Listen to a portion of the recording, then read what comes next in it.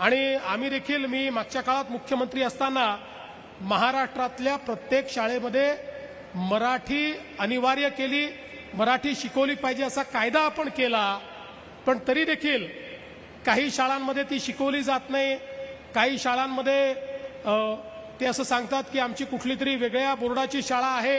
आणि म्हणून आता आम्ही हा निर्णय केला आहे की आम्ही आर्टिफिशियल इंटेलिजन्सचा वापर करून एक लँग्वेज लॅब, एक त्या ठिकाणी भाषा शिकण्याकरता एक आम्ही लॅब तयार करणार आहोत, जी प्रत्येक शाळेमध्ये हळूहळू आम्ही देऊ. त्याचे प्रयोग आम्ही करतो. आणि या लँग्वेज लॅबमध्ये किमान जी मुलं आहेत त्या मुलांना त्या ठिकाणी तो जो काही एजंट आहे त्या एजंटशी संवाद साधता येईल. आणि संवाद कौशल्य हे प्रत्येक मुलाला त्या ठिकाणी तयार करावं लागेल.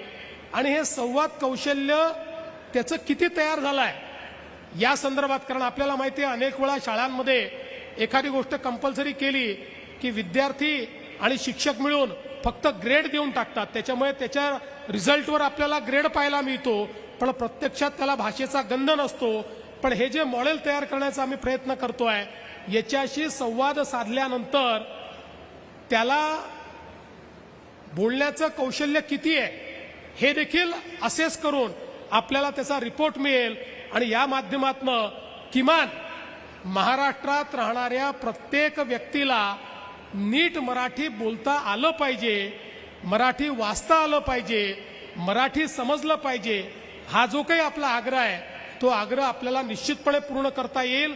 या दृष्टीनं मला असं वाटतं की या नवीन तंत्रज्ञानाचा उत्तम अशा प्रकारचा उपयोग हा पुढच्या काळामध्ये निश्चितपणे आपण करू. खरं म्हणजे मी एकच गोष्ट या निमित्ताने सांगतो की आपल्या सगळ्यांना आपल्या भाषेचा अभिमान आहे, आपल्या सगळ्यांना मराठी असण्याचा अभिमान आहे. आणि आपल्या सगळ्यांना या ठिकाणी आमच्या मराठी माणसानं जे उत्तुंग अशा प्रकारचं कार्य केलं आहे त्या कार्याचा देखील अभिमान आहे. आणि म्हणूनच हा अभिमान साजरा करण्याकरताच आपण या ठिकाणी विश्व मराठी संमेलन हे आयोजित करत असतो. खरं म्हणजे आपण असं ठरवलं होतं की पुढचं संमेलन हे आपण परदेशात करू, पण नंतर आमच्या मंत्री महोदयांनी या ठिकाणी एक गोष्ट आमच्या लक्षात आणून दिली की निवडणुकांमुळे आचारसंहिता ही असू शकते. आणि म्हणून यावेळेचं संमेलन आपण नाशिकला घेतलं, पुढच्याही वेळेचं संमेलन आपण भारतात घेऊ. आणि त्याच्या पुढचं संमेलन, कारण हे विश्व मराठी संमेलन आहे, हे केवळ महाराष्ट्रातच झालं पाहिजे असं नाही. त्यामुळे त्याच्या पुढचं मराठी संमेलन हे मात्र परदेशामध्ये आपण त्या ठिकाणी करू. आणि आपली जी मराठी आहे हिला विश्वाच्या वेगवेगळ्या भागामध्ये नेण्याचं काम हे निश्चितपणे आपण करू. पण मग आता पुढच्या वर्षीचं कुठे घ्यायचं, तर आता मंत्री महोदयांना माझी विनंती आहे की आता पुढचा मान हा विदर्भाला द्या. आणि विदर्भामध्ये पुढचं जे काही 5वं विश्व मराठी संमेलन आहे हे आपण विदर्भामध्ये करावं अशी आग्रहाची मागणी ही मी मंत्री महोदयांकडे या ठिकाणी करतो. आणि ते निश्चितपणे ती मान्य करतील हा विश्वास या ठिकाणी व्यक्त करतो. पुन्हा एकदा आपण सर्व लोक या ठिकाणी आलात, आपल्या सर्वांचं स्वागत करतो. सर्व आमचे पुरस्कार्थी यांचे आभार मानतो. आणि या चांगल्या कार्यक्रमामध्ये आपलं दर्शन घेण्याकरता येण्याची संधी मिळाली त्याबद्दल आभार मानतो. जाता जाता खरं म्हणजे नाशिकमध्ये आम्ही आल्यानंतर नाशिकमध्ये कांद्याचा प्रश्न देखील सुरू आहे. आणि काही लोकांनी आज माझी गाडी अडवण्याचं ठरवलं होतं.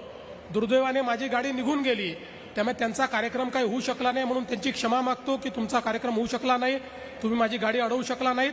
पण तुमचा प्रश्न महत्त्वाचा आहे. माझी गाडी जरी तुम्ही अडवू शकला नाहीत तरी प्रश्न महत्त्वाचा आहे. त्यामुळे मला आजच भुजबळ साहेबांनी, गिरीश भाऊंनी, दादा भुसे सगळ्या मंत्र्यांनी आज नाशिकच्या कांद्यावर बैठक घ्या अशा प्रकारचं पत्र दिलेलं आहे. त्यामुळे लवकरच तुम्ही जरी माझी गाडी अडवलेली नसली तरी ती बैठक घेऊन दरवर्षी आपण काही ना काही तोडगा काढतो, तसा तोडगा हा आपण निश्चितपणे कांद्यावर काढून आपल्या कांदा उत्पादक शेतकऱ्याला दिलासा देण्याचा प्रयत्न आपण करू. वैश्विक बाजारामुळे दरवर्षी काही ना काही अडचण आमच्या कांदा उत्पादक शेतकऱ्यावर येते. पण जेव्हापासून युतीचं सरकार आहे दरवेळेस अडचण आली की कांदा उत्पादक शेतकऱ्याच्या पाठीशी आपण उभं राहतो, तसे यावेळी देखील आपण राहू हे या ठिकाणी सांगतो आणि माझं बोलणं संपवतो. धन्यवाद.